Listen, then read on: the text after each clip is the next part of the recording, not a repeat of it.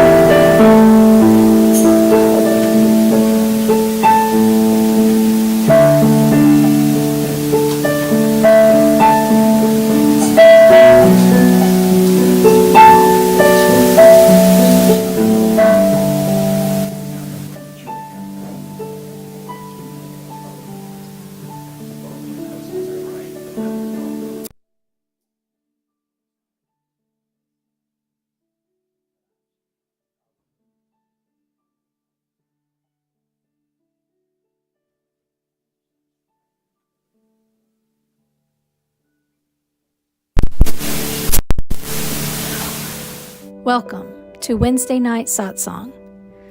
Sometimes the holidays are not cheerful, particularly for those who are experiencing loss and grief or illness. It has become our tradition at Unity of Houston to honor this part of our human experience with our Blue Christmas ceremony. If you are feeling the heaviness of the holiday season this year, please come and find comfort in the embrace of our community. And for those of you who are not having difficulty, we invite you to be the presence of compassion and healing. Join Reverend Claudia Olmos for our Spanish language service this Sunday at 9:45 a.m. in the Pyramid and online as she invites us into a compassionate Christmas. The winter holidays are always a call to remember the light in times of darkness. They are also an invitation to remember that life has seasons and that they are not all full of sunshine and visible growth. The great trees need the time of dormancy to deepen their roots. The activity of life continues, but unseen. Spiritually, it's an invitation for us as well to not become so busy with celebration and activities that we neglect the gentle, nurturing care of our own souls. Join Reverend Michael Gott this Sunday at 11 a.m. in the sanctuary and online as he shares his message, A Time to Turn Within. Drawing from the teachings of the Fillmores on our 12 powers of the Christ within, we will hold a contemplative ceremony to set a beautiful spiritual tone for the culmination of the Christmas season. Bring a friend for this very special Wednesday night satsang next Wednesday, December 14th at 7 p.m. in the Pyramid and online. Namaste. Namaste.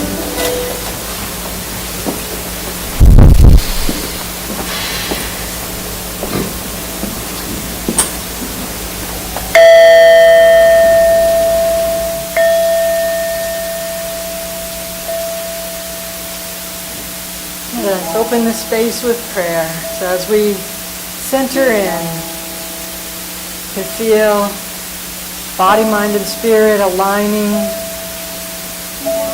feeling the breath entering and releasing.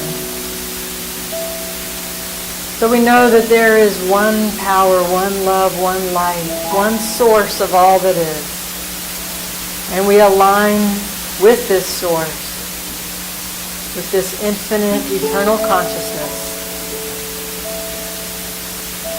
claiming our divinity and our humanity in one experience here in this universe on planet Earth. Grateful to be here right now, together, focused, awake and aware.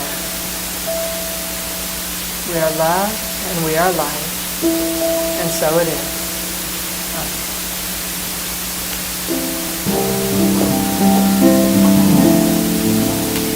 Join us in our chants this evening as we continue that awareness of God as our source, source, presence within and everywhere.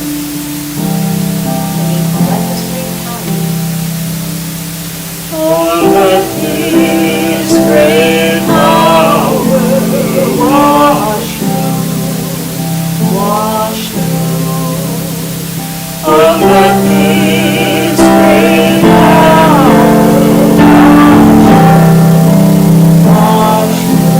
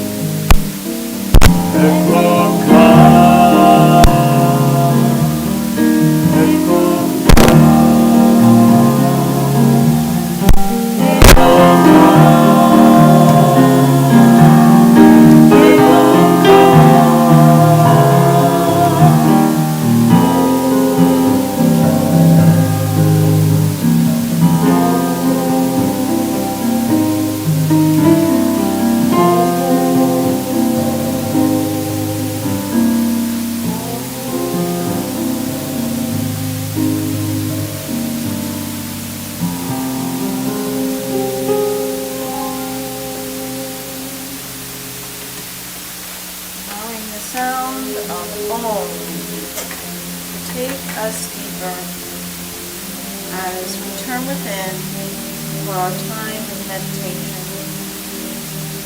I invite you to close your eyes and find a grounded, seated posture. So when you are seated, dignity, self-reverence, and graciousness.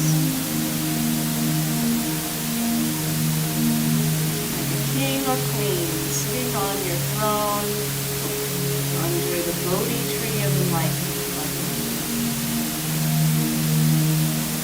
Bringing your attention to the breath. Breathing in, letting go. Taking a deeper breath than perhaps you've taken yet this day. Deep cleansing breath. Releasing the day.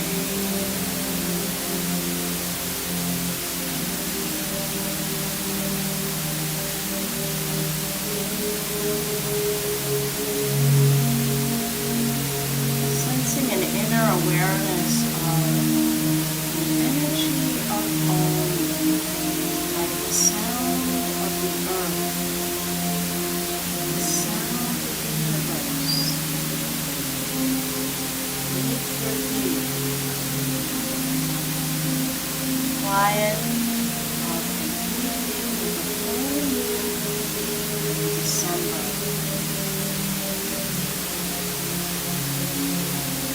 Resting in the stillness of the moonlight.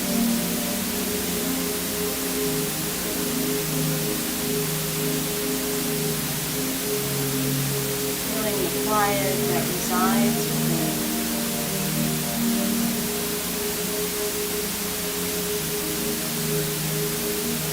As we embark on an evening's journey, I invite you to take a journey in your mind's eye.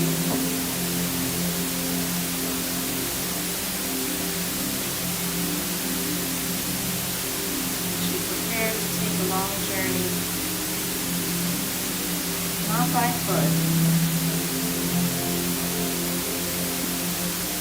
but by way of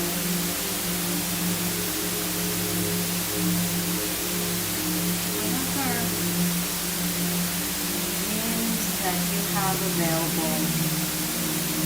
Perhaps it is a horse or a camel, donkey. You're preparing for a journey.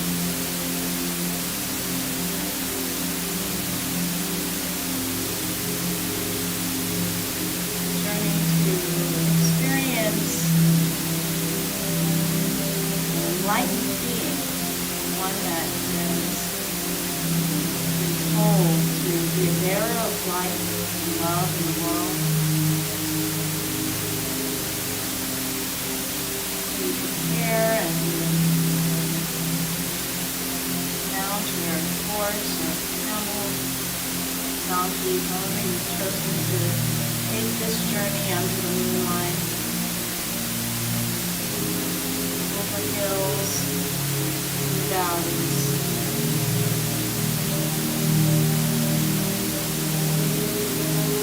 through the dark gloom of night.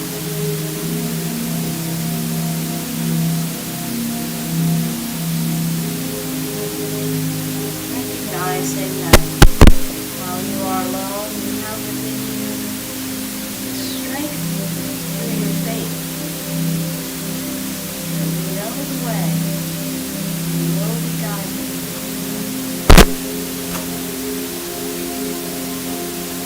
As you travel, you feel the coolness of the air on your skin. Refreshing.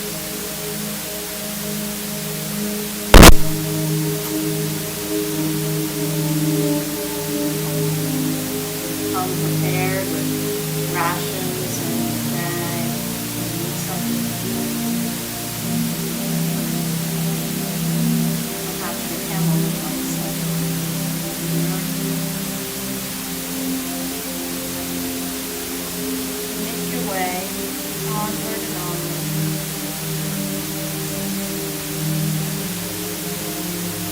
Beginning to see off in the distance the place that you've been told is a small speck where there are some people and some animals gathered.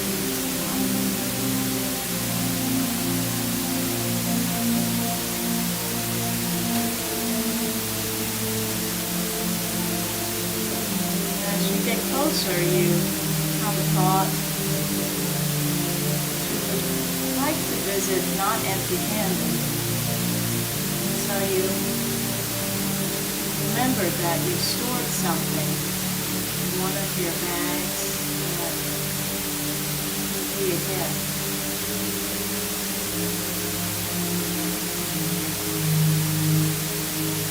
A gift that is unique to who you are. What you are bringing to the world.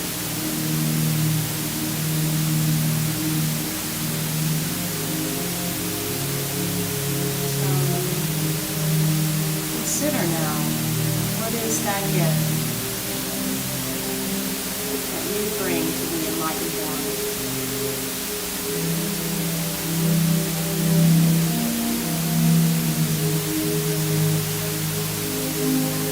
Perhaps it is a treasure of value.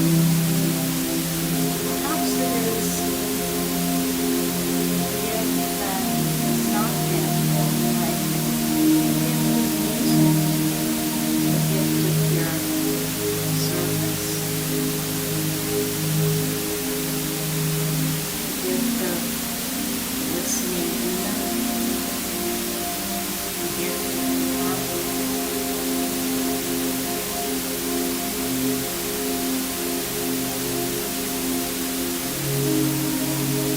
As you draw nearer to this place, you feel gratitude that you do have a gift to give. And your gift is worthy.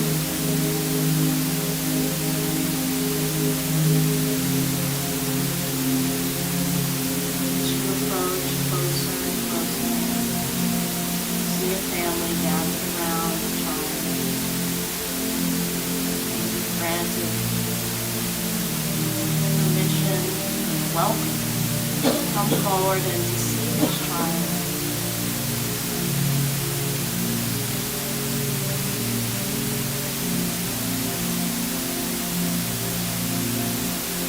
As you see this light, this beautiful light being, you recognize this being as yourself.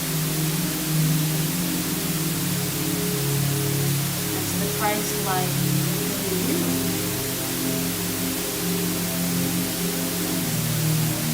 The infinite potential. New, created and born. So you give your gift to this child, this Christ light that you are, that you now see before you. This is a gift that will serve this light, share with the world through life, be given freely and generously, so that Christ's light will grow, be made known.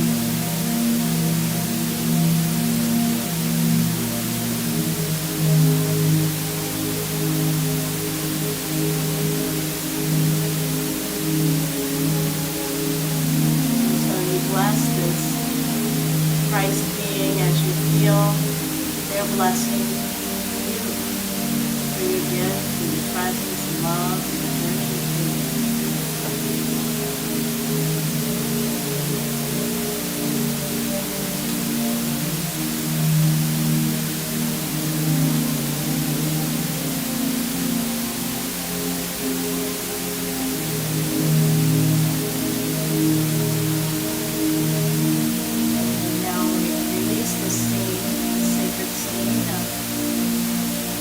Creation.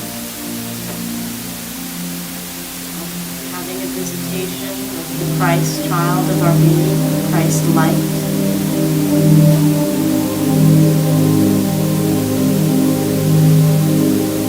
Feeling gratitude for the gifts that we've been given that serve to bring light to the world.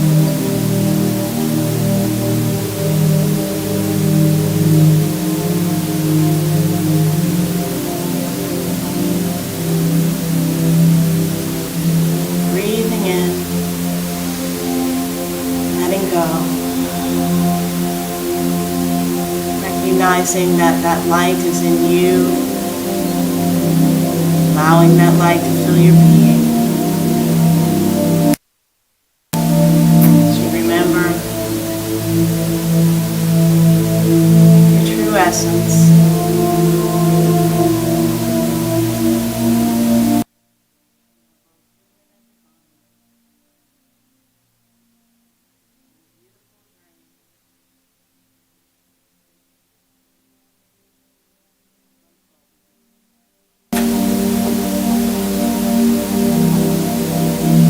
Begin to return our attention to the space. You're ready. Grateful for this time apart. And so it is. Amen.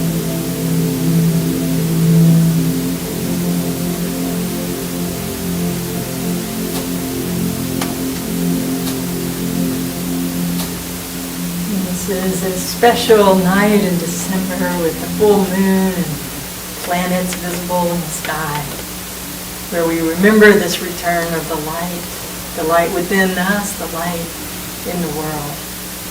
Now's the time we can share our gifts, the gifts of our heart, the gifts of our time and resources to this ministry that does so much good for our congregation, our community, with the world.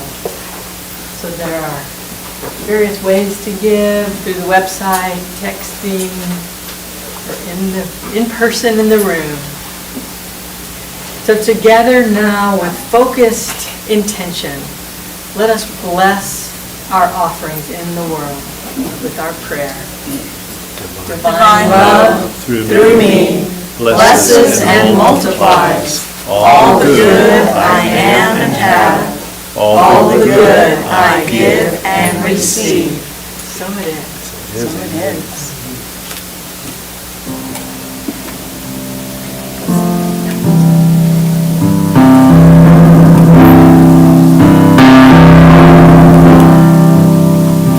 Get ready, my soul.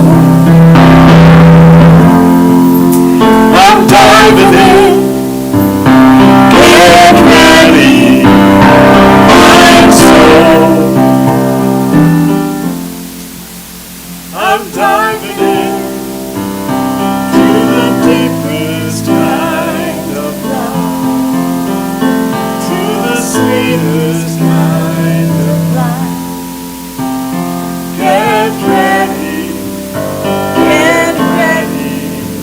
my soul. Everything I've ever done, everything I've ever seen, everything I've lost or won, everything I've ever dreamed has brought me here to the present moment here, to a new beginning here. And I'm seeing life so clearly now. Get ready, my soul. I'm diving in. Get ready, my soul. I'm diving in to the deepest kind of love, to the sweetest kind of life. Get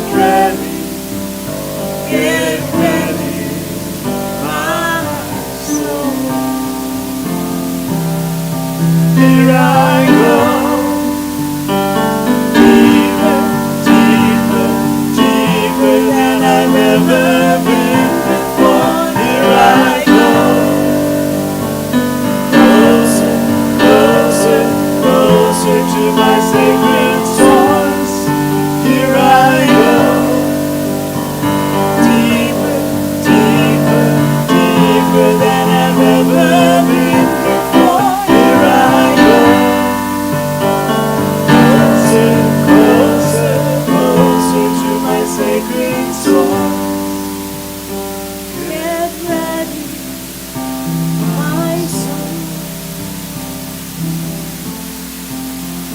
I'm diving in.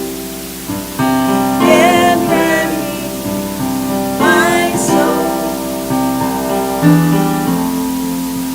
I'm diving in to the deepest kind of love, to the sweetest kind of love. Get ready, my soul.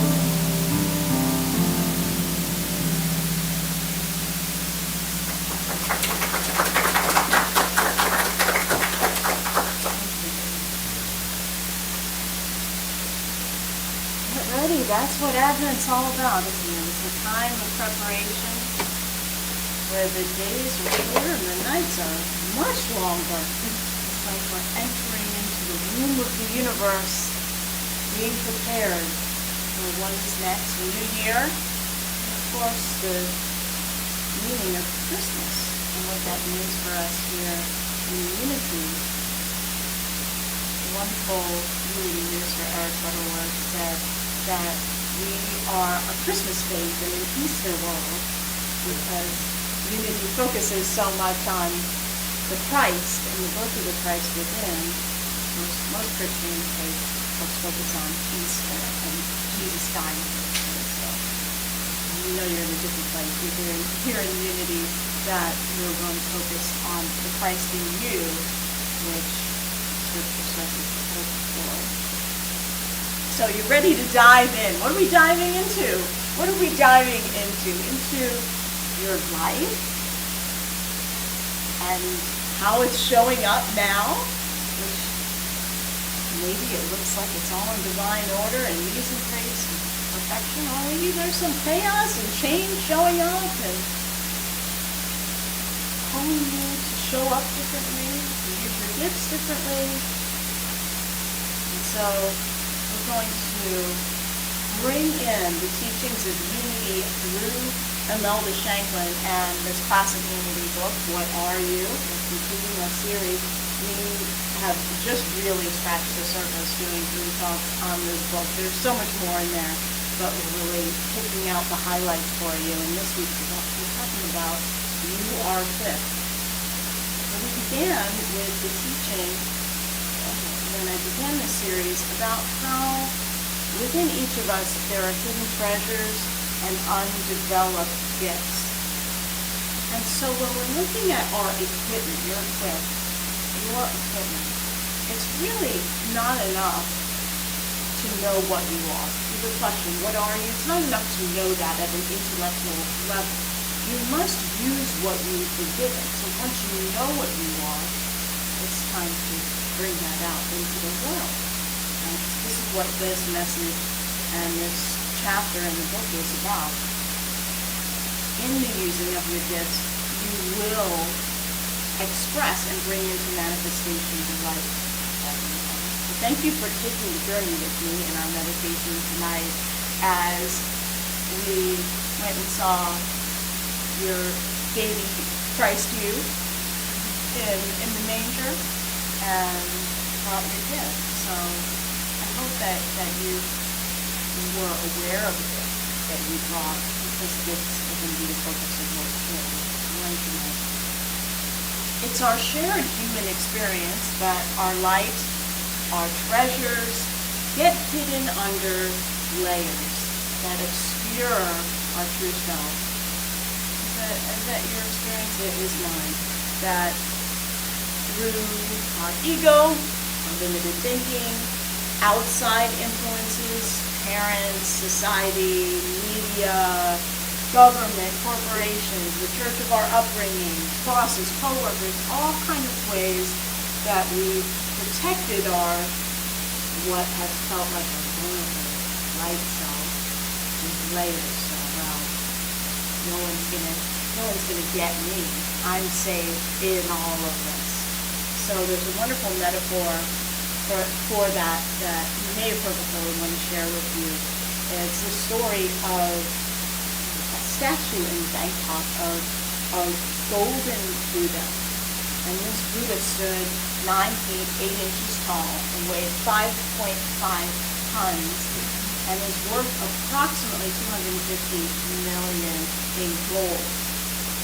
The statue was thought to be built in 1403. This is real. This isn't like a myth story. This is real. And it was revered by Buddhists for many hundreds of years. And in 1757, a Burmese army was invading Thailand, and the monks were facing annihilation, so they hastily covered this golden Buddha with what they had, with this plaster, to make it look like it had no value, little or no value. It was very covered up so that when the army came in, unfortunately, the monks were murdered. But the statue, they didn't even notice the statue. It just looked like whatever, covered in plaster, didn't look like anything. They didn't discover it. And in 1957, the entire monastery in Thailand was being relocated. So as they were relocating what they had been revered as a clay Buddha, they relocated it and noticed that in moving it, there was this large crack that showed up in it. And one of the monks was investigating it. As he looked closer, he saw that there was this golden light coming out of the clay that they weren't even aware of. And so the monk went and got a hammer and a chisel and started to chip and chip and chip away at the exterior until it was discovered that beneath was this precious, valuable, golden Buddha. Solid gold. So think about that as a metaphor for your spiritual journey, that you're here to do this healing work where we know the truth, we know the what are you, and there's this human experience coming into incarnation and building up that around us which our ego thought were a good idea at the time, and we recognize that it obscures our authenticity to who we are. So how do we return to that light, into the light that we are, to receive our gift? Well, the pathway is returning to our passion and what lights us up. What lights us up helps us to know what our gift is to bring into the world, because it really is through our gift of service that our light gets to shine, and that we get to share who we are into the world. So thinking about what gave you joy as a child, that is a way to go back to before a lot of our incorporation, where we recognize what gave us joy. I think what gave me joy is bringing joy to other people through performing was my vehicle for doing that. As you discover your true nature as divine, you learn this, and Melba Franklin says, you are equipped to meet the demands of every sphere that you enter. So it's not just maybe the place where you feel comfortable, whether that's home or work or with friends, whatever it is, every sphere that you enter. We know spiritually the truth that you're equipped to meet that situation and to meet the demands of those situations, because you have within you everything that you need. We know a carpenter has tools, hammer, a saw, nails, a lathe, and so forth. An artist has brushes and paint, a canvas, a palette. A singer has their voice, a weaver, a loom. So someone who brings excellence to their work knows how to use those tools to succeed. They know what they have, and they research, work, hone, rehearse, whatever it is to grow that tool and know how to become a master at expressing and using that tool to bring it to the business world. So Imelda says a mediocre worker, someone who's kind of just phoning it in, neglects the most essential tool to their daily occupation. And she said that essential tool, it might surprise you, is this: confident aspiration. Confident aspiration, that when you're going in to do something, whatever it is, you have a knowingness that you will be effective, that it will work, that you will connect with people, that you will shine your light. There is a confident aspiration. And If it doesn't work out as well as you anticipated, well, next time. Now, to learn from that experience, and next time, I'm going to be more prepared, and I will show up in that confidence and awareness. And letting that be part of the journey, we can so easily fall into the self-recrimination of, oh, I failed, that didn't work, and then that's well, I tried, and that's it. I might as well go back to something easy, whatever that is, that doesn't make you uncomfortable, nervous, or insecure, or whatever it is. And what she's saying is, the person who's really successful, who brings success, has that confident aspiration, no matter what, that if at first you don't succeed, you keep trying. So we can become chronically focused on problems. I don't know if that's your experience, but that is our human condition. What do we need to fix and make better? We're constantly fixing things. And we can put our success out into the future. Well, when I fix all this stuff in my life, then I'll be successful, but it doesn't ever seem like it's here because it's out there somewhere. And we can tend to blame our failures on injustices in the world based on our appearance, our gender, socioeconomic levels that wherever we found our family or current situation. And she says that whatever that may be, that may be true, that there are injustices that have affected you and your life. However, when we begin to change within ourselves and love that in ourselves and accept that, whatever it is that we see the world is not being fair, when I love the woman that I am, that's something that I'm seeing as I'm doing things differently from the woman. I begin to love the femininity and all of the things that I think are seen as less than. I begin to embrace that. Then those positive thoughts go out into the world. Reverend Sheila knows what I'm talking about here. That goes out into the world and it creates positive change because our consciousness influences our sphere wherever we are. It influences the sphere. You have active influence in all the spheres in your life. And we all have equipment that we've been given for this lifetime that's common to all of us. And there are three I'm going to share with you. One is your brain. You have a brain. The brain works, and it's a tool that we've been given, and it was acquired for your use alone in this life. You have one brain. You don't share it with anybody. Maybe if you're signing this pen, I don't know. You're connected in the brain, but that's the only thing I can think of where a brain is shared. Really, the brain is just yours to use. And it is of particular value to you. You can use your brain to delve into what interests you in life, what you love, what you're passionate about. And there is no lack in your ability to use your brain to delve into that. There are resources available no matter what your situation is. There's a library, there's a church. There are places where you can go and learn and grow your mind so that your brain will benefit, and your brain, when it's exercised by your passion, because your brain will light up when you're working on something that you love. It lights up and it begins to serve you more effectively. You don't want to skim the surface here. You want to go deep with whatever it is that is yours to do, and you will be rewarded, Imelda says, with knowledge, understanding, and enjoyment by really fully utilizing the equipment of your brain. So the second piece of equipment that's common to all of us here that I can see is a body. Now, we've all been given a body. And she says that you can train your body to serve you, that truly the mind is the director and the body is the agent. If your body is taking over your life with its needs and wants, that kind of thing, she says you're in wrong relationship. So you want to get in right relationship where your mind is directing the body. And you can do this by, of course, making healthy choices of what you put in your body and what you do with your body. I recognize that when I take time to do my workout or to do yoga, then my body has less pain, it's more flexible, I feel stronger in my body, I'm more steady on my feet, especially in heels like this.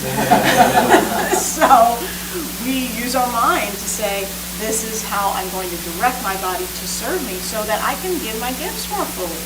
And there's always a way that your body can benefit, no matter what physical condition you're in, by making a healthy choice for yourself to improve your body so it can better serve you.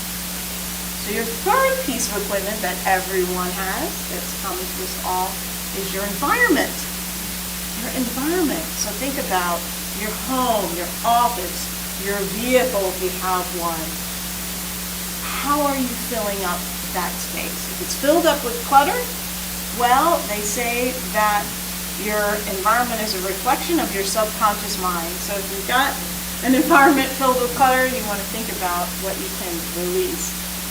I love the magic of tidying up Jeanmarie Kondo. She's drastic with the clutter. She says, basically try to get rid of all the paper unless you really, if it's something like a marriage certificate or birth certificate, something like that. Yes, you want those important papers or important family memories that are heirlooms, things like that. But you want to get rid of as much paper and clutter, anything that doesn't bring you joy or have a real use in your life.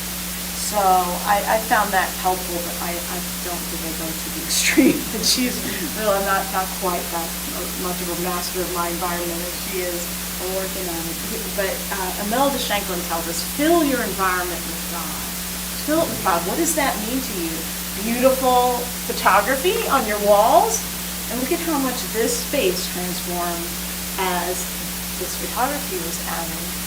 It feels more alive with nature, filled with God. Think about what you can do in your environment to bring forth that essence of life and creativity and love. There can be things that you can shift.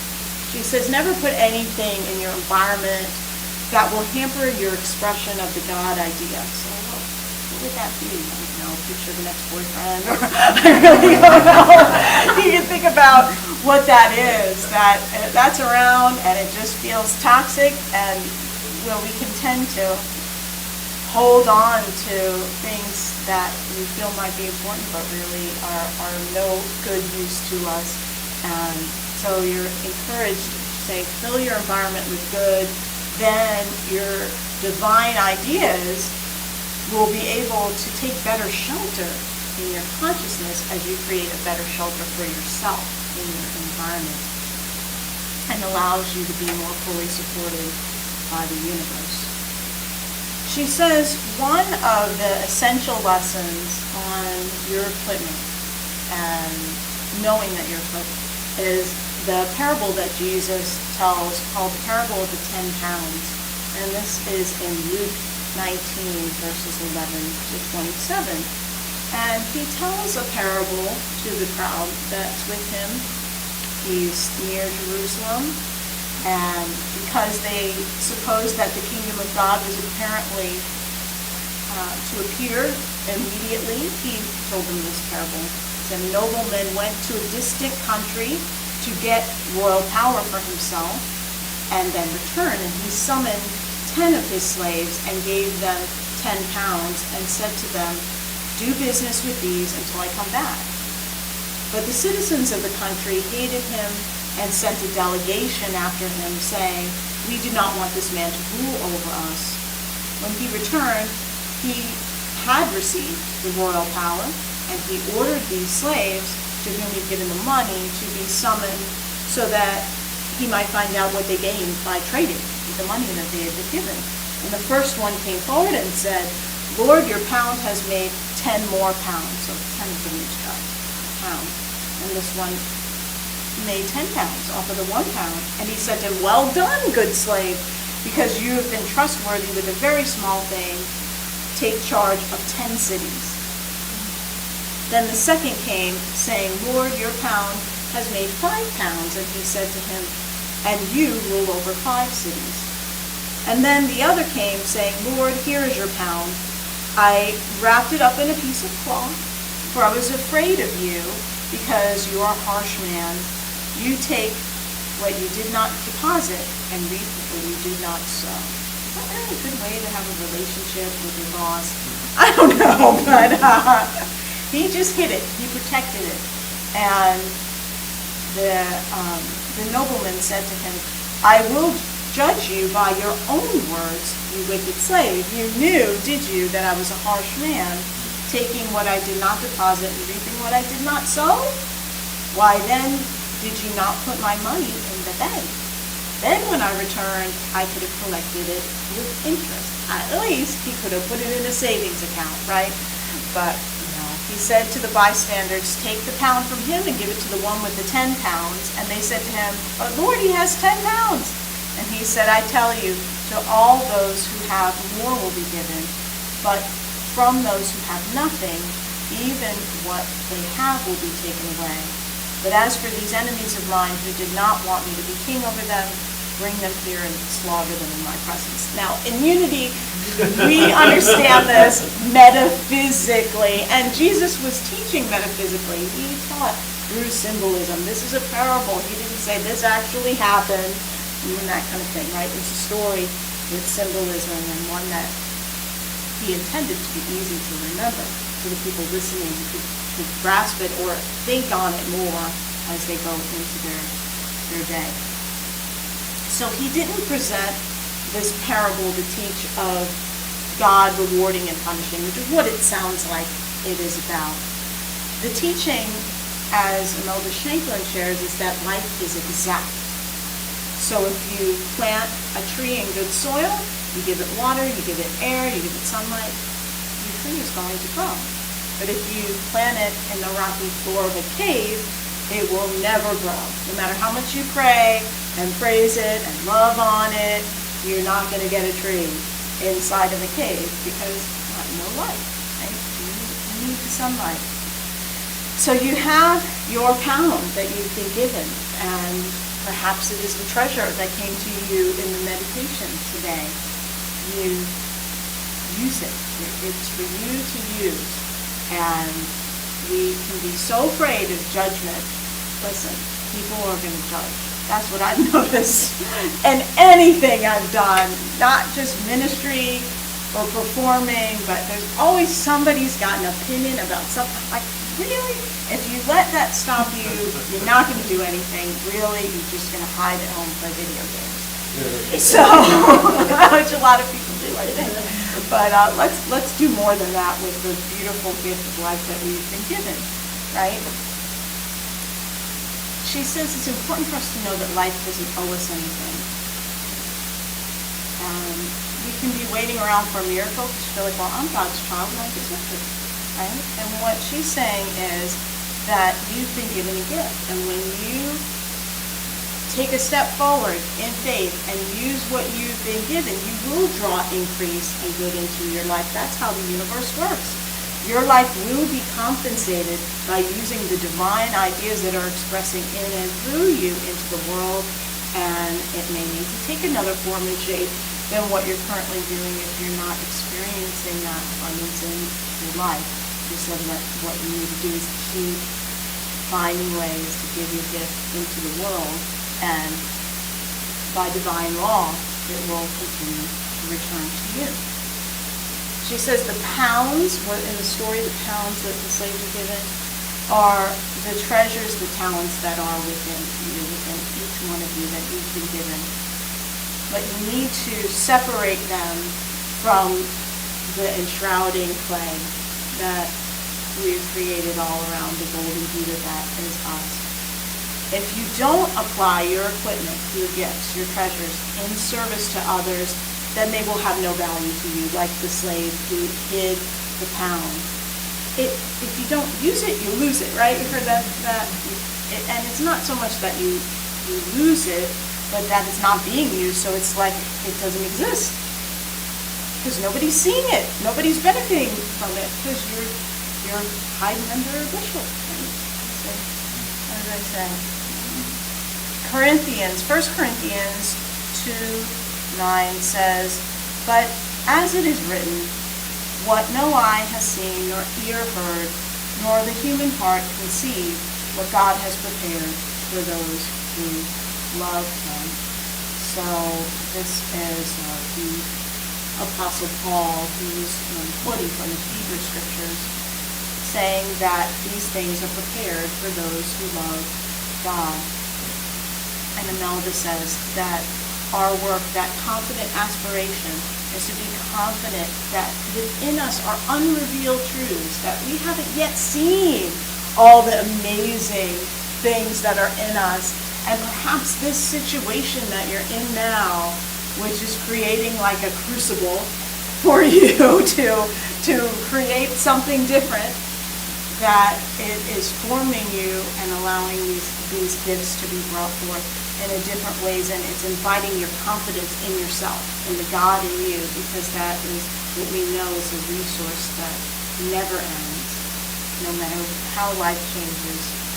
Opportunity is always available for you. It is available all around you, she says, and it awaits your appreciation. She tells a story about this banker who is in this job, and it's a great paying job. And he does it well, but he gets this idea, I'm too good for this. I'm really good. I could do a lot better than this. So he quits his job, and he ends up using all his savings because he's not able to get another job. There just wasn't a good time in the market, and he kind of looked around, and he ended up having a lot of difficulty. And after time, his old job came available again, and he applied, and they accepted him.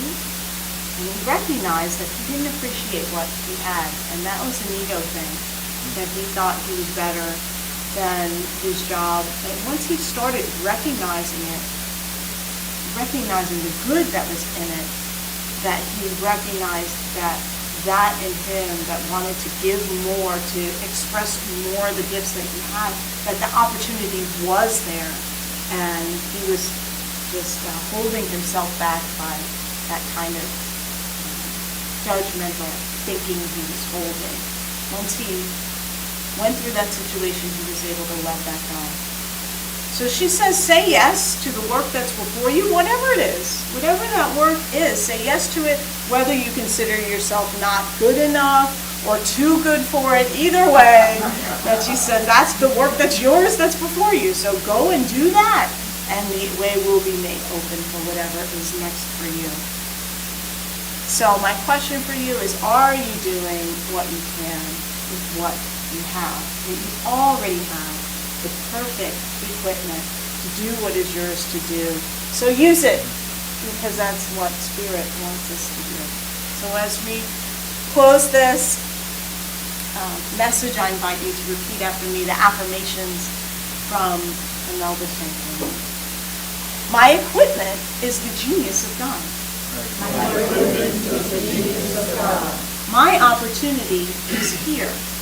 My opportunity is here. I will do what I can with what I have. I will do what I can with what I have. And so it is.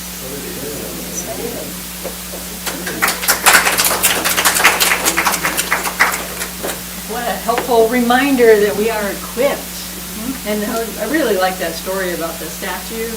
And one thing that was occurring to me as you were talking was, sometimes I think there's situations where we put the clay on.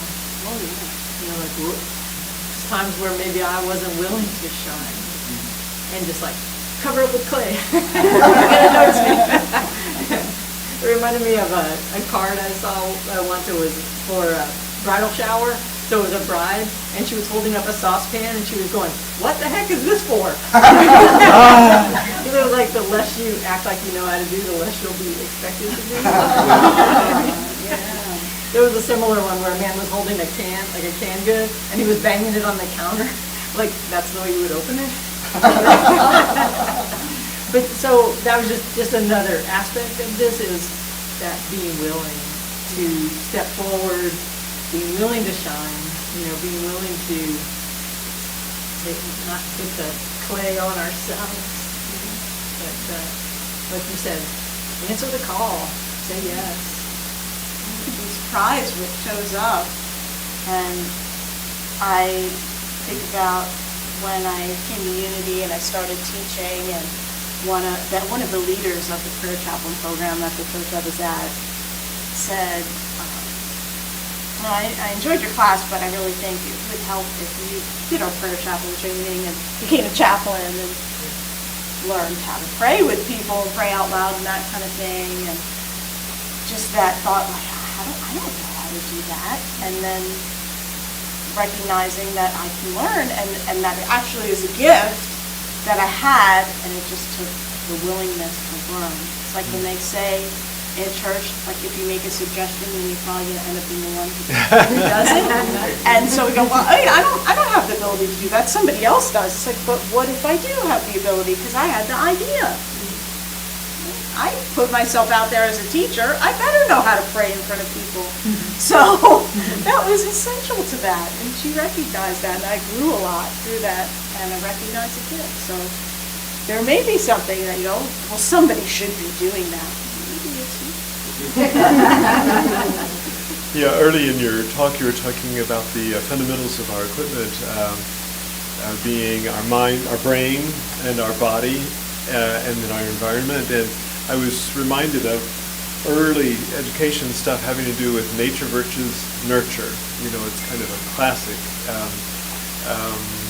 balance, as if it's either or.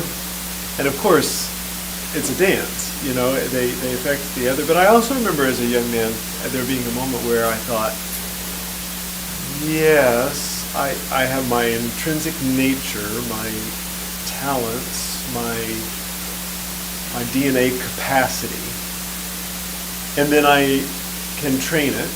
I can go to school. I was raised in a certain way, and I cultivated certain values, and so there's a certain amount of nurturing that goes on there. But there's a point in the natural maturing process where we can make choices about the environment we create to basically form our existence, form who we become. And I actually think that's a large part of what church is. We come and we put ourselves in the community to sing back to us in a certain way.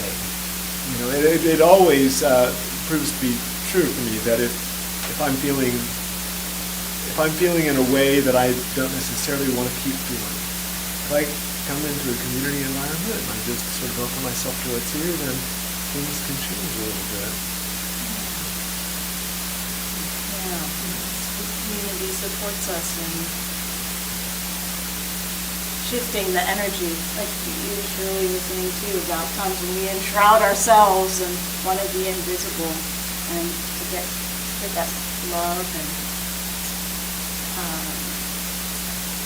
I say approval, but really acceptance that we get, like we do in Unity, then chip off some of that and start feeling a little more safe. And that can take some time, depending on how much faster you've got on. The releasing process, one of the 12 powers, elimination. Right? Get rid of stuff, kind of like the Marie Kondo that you were referencing, which is so valuable because things can just weigh us down. And not only that, but something that we might not be using, somebody else might be able to really put that into use. And so just keeping that flow going, getting rid of what we're accumulating that we no longer need. On a good thing, first thing. Yeah, and then, Unity just seems to, I like Unity history, so I like, looking at the archives and this congregation and Unity in general. And it seems like it always attracts creative people, people who see the world a little differently, who are just ready for that open-hearted experience. And so it's coming home. They're coming home for people who are just, on the leading edge, kind of unique and ready for the future. Yeah. We use the term like-minded a lot. We're all different. We bring our uniqueness, but there's that like-mindedness. I think it's really like that heart, that love that's here that we we're sharing from that as the leading energy. Yeah, there's I can't remember the source, and so it's going to not have as much power, but a common thinking that you should do what you can with what you have, and that is sort of the measure of your value, of your character, is doing what you can with what you have. And I would go so far as to say that if that's all you do, if you just do the next thing that you can do with what you have, then that is our divine purpose. It's like that's the whole shebang. There might be some pretty swell stuff that comes after that, and it's kind of beside the point. This moment, I do with what I have, I do what I can. And the outcome isn't even the thing. The thing is in the state of being, I can do with what I have as much as I can. And that's enough. And knowing that's enough. Because really, who's telling us that it's not enough? It's usually ourselves, right? Yeah, if there's in prosperity thinking, there's enough, there's exactly enough, there's always exactly enough. Because if you think about it, you've always had enough. Now, what do you say about people who die of starvation, who have this extreme experience of it? That's a thing. That's something to remain curious about. But in this moment, there's enough. There's exactly enough. Yeah. It's like what Eckhart Tolle says about, is there a problem now? When you find the problem, there's no problem. No problem right now. Everything's fine. You are equipped. I really appreciated the meditation, the journey. I was kind of curious what mode of transportation people envision, because I didn't know we were going to the manger. Started that off. So I kept it a mystery. Just to let your mind work it out. And you want to share what animal you had for your journey? Or mode of transportation. Yeah, right. Hello, everyone. My name is Frank. I guess the graduated youth a couple weeks ago, and God led me to the music. And I appreciate what you're saying. Am I equipped? My body. I'm going through some health issues right now. But one thing I've learned along the way of my travels is that my experiences are what I can help others understand. I can teach them through my experiences. And I think that's what I really can. Correct me if I'm wrong. Whatever it is in life that I'm going through, I'm equipped to help somebody else understand. Through God's love or whatever. That's what I want to share. That's what you can. Thank you, Fred. Yeah, we use our bodies and our experience to be of service, and that people can learn from. We all learn from each other all the time, right? From seeing how we show up and how we go through things and not give up, and you seem like a person who never gave up, always kept your faith. We get that from you, and it just matters. Magic carpet for me. Oh, awesome. That was on a magic carpet ride. Well, now let us pray for others. So this is our time to again settle in, find the center of your being. You might even imagine breathing into your heart, breathing into that center, knowing who we are, that we are equipped, we are divinely guided, we are nurtured and sustained and supported. And as we call forth all that is needed in this moment, all that is needed in our world, we can release what we no longer need, making space for the new, making space for our own expansion and growth and progression. So we allow whatever is needed to come forth, emerging, being revealed through us as us. And in this space, Let us speak the name of all who are on our heart.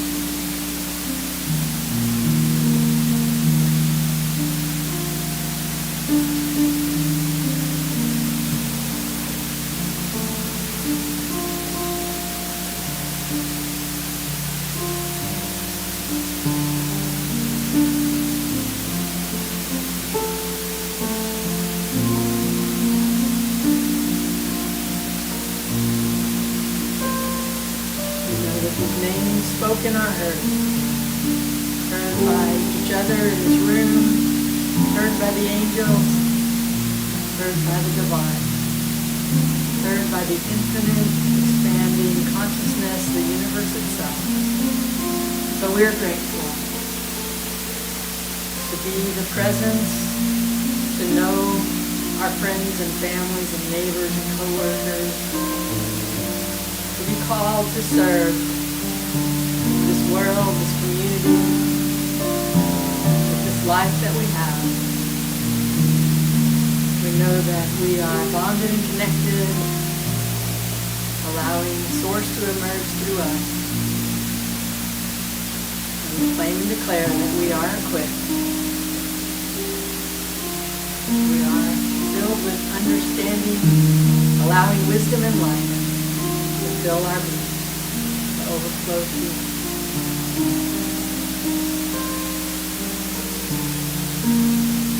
We rest in the knowing of this beautiful time together, this beautiful night in December.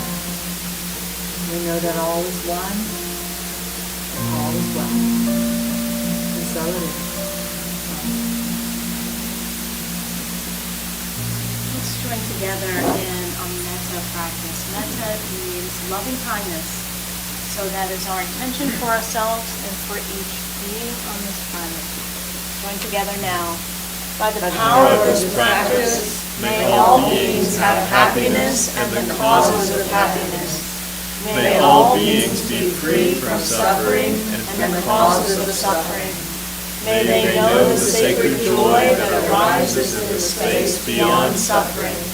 May they rest in equanimity that knows no grasping or hatred. May they experience the equality of all beings.